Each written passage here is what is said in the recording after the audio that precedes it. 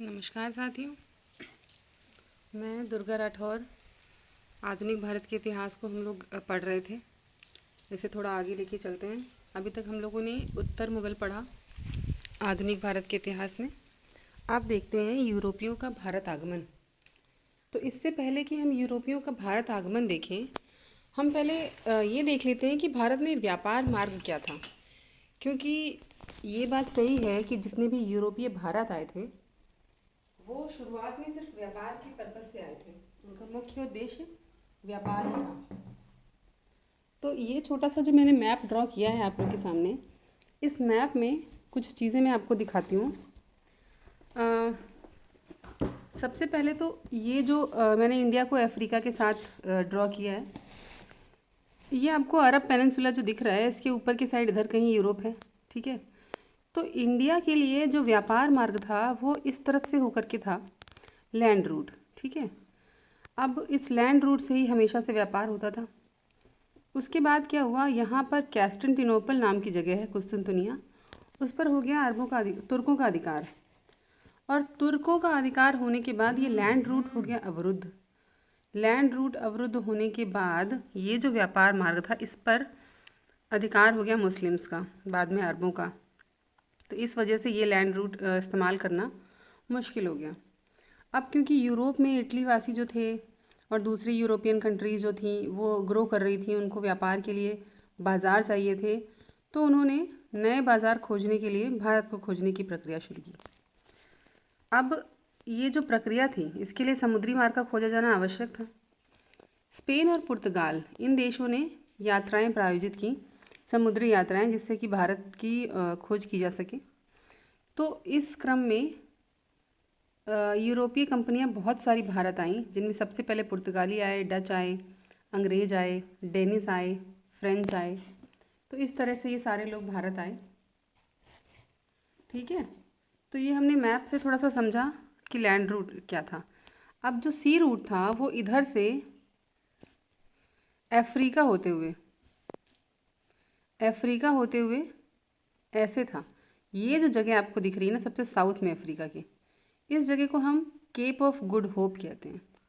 ठीक है, cap of good hope मतलब उत्तम आशा अंतरीप, उत्तम आशा का अंतरीप। ठीक है, तो ये केप ऑफ गुड होप होते हुए ही भारत आया जाता था उस समय।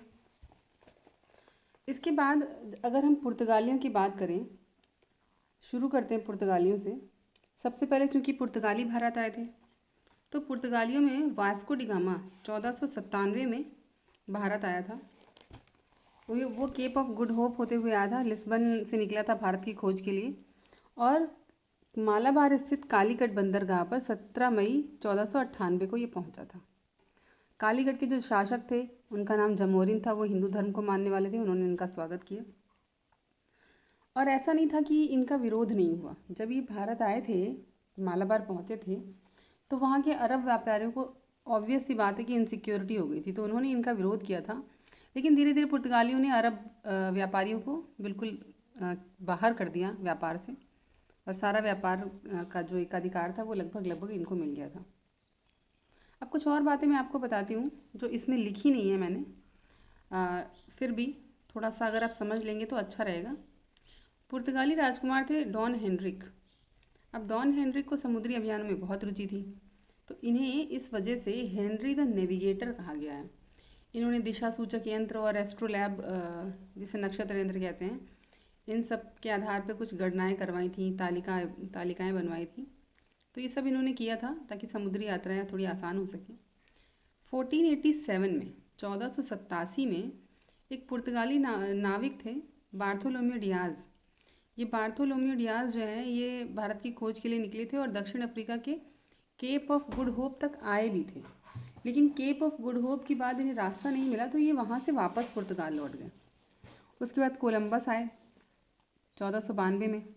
वो शुरू से ही अफ्रीका की तरफ नहीं आए, उनका मार्ग सीधे यूरोप से निकले। उत्तरी गोलार्ध और दक्षिणी गोलार्ध की इतनी स्थिति उस समय ज्ञात नहीं थी, इतना इसका आइडिया नहीं था, तो ये चीज़ समझ नहीं पाए कि उन्हें दक्षिण की तरफ जाना है, और वो सीधे अमेरिका चले गए। ठीक है, उनका जो रूट था अमेरिका जाने का वो कुछ ऐसा था कि यहाँ से वो निकले और सीधे इधर चले गए, वो दक्षिणी गोलार्ध की तरफ बढ़े ही नहीं। ठीक है, तो कोलंबस ने इस क्रम में अमेरिका की खोज कर दी। तो ये सब बातें हमें थोड़ा समझना ज़रूरी था। अच्छा, कोलंबस स्पेन का नहीं था, कोलंबस को स्पेन की महारानी ने इसाबेला ने प्रायोजित किया था इस यात्रा के लिए, इसलिए इसे स्पेन का कोलंबस कहते हैं। ये वास्तव में इटली का मूल निवासी था। ठीक है, तो ये कुछ बातें थी। अब वास्को डी गामा के बाद जो पुर्तगाली भारत आया था उसका नाम था Pedro Alvarez Cabral. Pedro Alvarez Cabral जो थे 13 सितंबर 1500 ईस्वी को भारत आए थे। अच्छा, ये इंपॉर्टेंट बात है कि वास्को डी गामा के बाद कौन सा पुर्तगाली भारत आया था। ठीक है, तो इसे बिल्कुल याद रखिएगा। अब वास्को डी गामा 1502 में फिर से भारत आया। उसने काली मिर्च और मसालों के व्यापार पर एकाधिकार प्राप्त करने के लिए 1503 में कोचीन में पुर्तगालियों की पहली फैक्ट्री स्थापित की।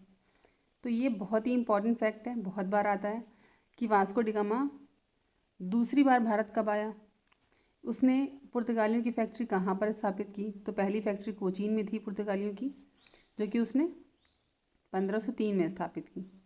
ठीक है, अब काली मिर्च मसालों के व्यापार का तो आप सब जानते हो कि यूरोपवासी जो है नॉनवेज यानी कि जो फ्लैश वगैरह है, मांस है, उसका इस्तेमाल करते थे उनको सिक्योर रखने के लिए, ताकि वो लंबे समय तक चल सकें। काली मिर्च और मसालों का प्रयोग किया जाता था। Next, Francisco de Almeida. ये फ्रांसिस्को दी अल्मीडा जो थे, ये पुर्तगाली कंपनी के भारत में पहले गवर्नर बन के आए थे। जो पुर्तगाली साम्राज्य, समुद्री साम्राज्य फैल रहा था, उसके प्रथम गवर्नर बनकर भारत आए थे। 1505 से 1509 तक था इनका कार्यकाल। इनकी नीति को ब्लू वाटर पॉलिसी कहा जाता है, नीले पानी की नीति। ये बहुत ही इंपॉर्टेंट फैक्ट है और कई बार एग्जाम में आ चुका है, तो बिल्कुल मत भूलिएगा। फ्रांसिस्को दी अल्मीडा पहले पुर्तगाली गवर्नर थे जो भारत आए थे। इनकी नीति को ब्लू वाटर पॉलिसी या नीले पानी की नीति कहा जाता है। और पुर्तगालियों का जो ये साम्राज्य फैल रहा था, सामुद्रिक साम्राज्य स्थापना जो थी इनकी थी, इसको कहते हैं एस्टाडो दी इंडिया। ठीक है, एस्टाडो दी इंडिया। अब अल्बुकर्क की बात करते हैं। अल्बुकर्क दूसरे गवर्नर थे जो भारत आए थे, और ये बहुत ही इंपॉर्टेंट व्यक्ति हैं, क्योंकि भारत में पुर्तगाली साम्राज्य का वास्तविक संस्थापक जो है अल्बुकर्क को ही कहा जाता है।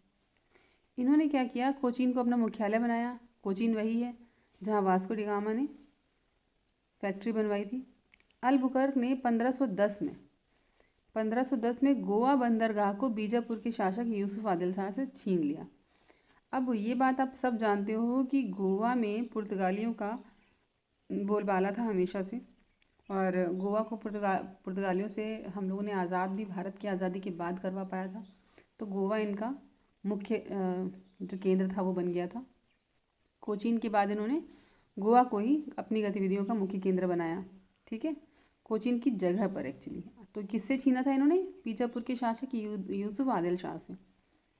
अब कृष्णदेव राय जो थे, कृष्णदेव राय का नाम आप सबने सुना होगा। विजयनगर साम्राज्य के ये महाराजा थे, और सबसे सांस्कृतिक जो ग्रोथ थी विजयनगर की इनके टाइम पे सबसे ज़्यादा हुई थी।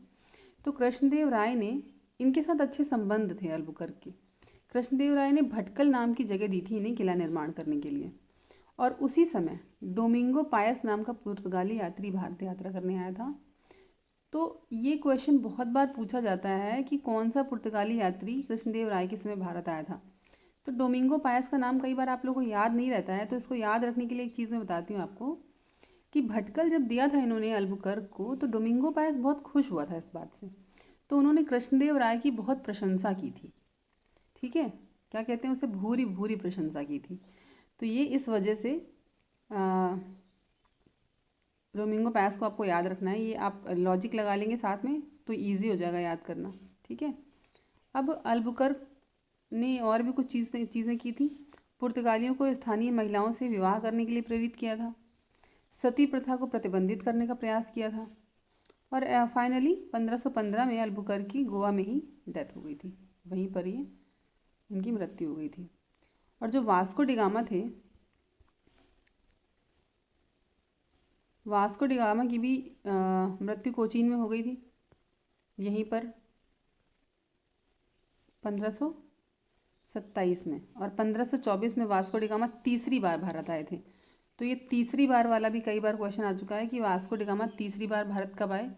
तो वास्को डी गामा 1524 में तीसरी बार भारत आए, और 1527 में कोचीन यानी भारत में ही उनकी मृत्यु हो गई। तो ये इतना जो है पुर्तगालियों के बारे में हमने पढ़ा। अब इसका सेकंड पार्ट मैं आपको बाद में पढ़ाऊँगी। तो आज के लिए इतना ही। ये जितना भी हमने पढ़ा है ये सब एग्ज़ाम के पॉइंट ऑफ व्यू से बहुत इंपॉर्टेंट है। तो एक एक फैक्ट कई बार सुन लीजिएगा, पॉज करके बार बार सुनिएगा, तो ये सारी चीज़ें आपको याद हो जाएंगी। Okay, thank you so much.